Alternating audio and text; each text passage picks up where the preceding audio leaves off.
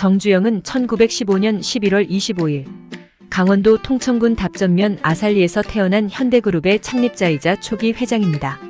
정주영 회장은 강원도 통천군 답전면 아살리에서 아버지 정봉식과 어머니 한성실 사이의 슬아 6남 1녀 중 첫째이자 집안의 장남으로 태어났습니다. 이후 1930년대 쌀 배달부터 시작해 자동차, 정비업, 건설업 등을 거쳐 20세기 한국의 경제 성장을 이끈 대표적인 기업인이었습니다.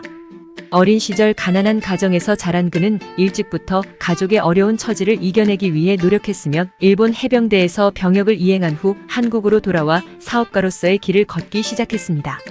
1947년 현대건설을 창업하며 현대그룹의 기반이 되는 회사를 설립했으며 이후 다양한 산업 분야로 사업을 확장하며 현대그룹을 규모 있는 기업 집단으로 성장시켰습니다.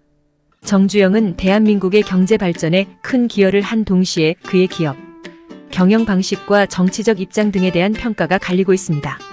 2001년 돌연 사망하였으나 현대그룹은 그의 사후에도 그의 경영 철학을 계승하며 세계적인 기업으로 발전해 나가고 있습니다.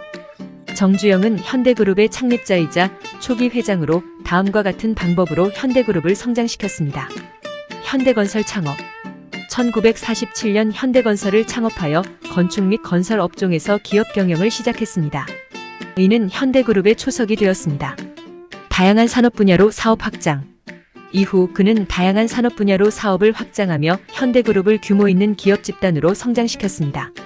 중동 시장 진출 1970년대 오일 쇼크 당시 중동 시장에 진출하여 대규모 공사를 수주함으로써 그룹의 성장을 이루었습니다. 자동차 산업 진출 1967년 현대자동차를 설립하여 자동차 산업에 진출하였으며 이후 현대자동차를 국내 대표 자동차 기업으로 성장시켰습니다. 이외에도 정주영 회장은 조선업, 중공업, 전자산업 등 다양한 분야로 사업을 확장하며 현대그룹을 대한민국을 대표하는 기업 집단으로 성장시켰습니다.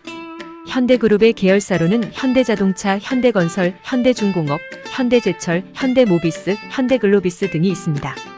현대중공업주 2, 주현대미포조선, 현대사모중공업주, 현대일렉트릭주, 현대엘리베이터, 현대아산 등이 있습니다.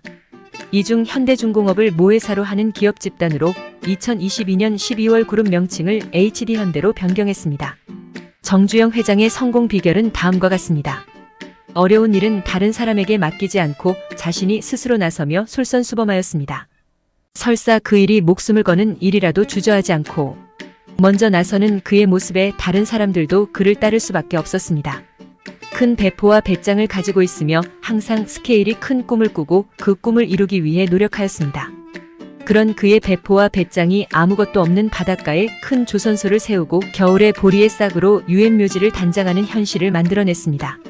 실패를 두려워하지 않고 끊임없이 도전하는 태도로 수많은 좌절과 실패를 겪었지만 끝내 현대그룹을 국내 굴지의 그룹으로 만들어냈습니다. 밑에 사람을 믿고 신뢰하며 인재로 양성할 수 있는 기회를 제공하였습니다. 이명박 대통령이 회사원이던 시절 그의 능력을 높이 사서 그를 사장으로 중용한 것은 인재를 양성하는 그의 태도를 잘 볼 수 있습니다. 자신의 강력한 정체성과 자존감을 가지고 있어서 어떤 시련에도 무너지거나 좌절하지 않았습니다. 경부고속도로는 서울과 부산을 5시간 안으로 연결하는 사업으로 기공 전에는 현실성 등의 이유로 논란이 많았습니다.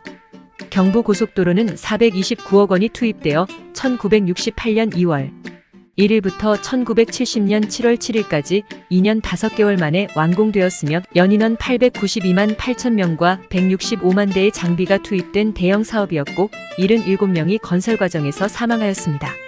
16개의 업체와 3개 건설 공병단이 참여하여 건설하였습니다.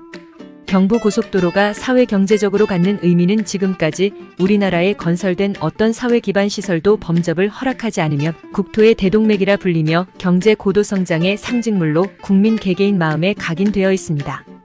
경부고속도로는 개통 후 53년 동안 줄곧 교통과 경제, 사회문화, 기술적인 측면에서 혁명이라 불릴 정도로 우리나라에 획기적인 변화를 가져왔습니다.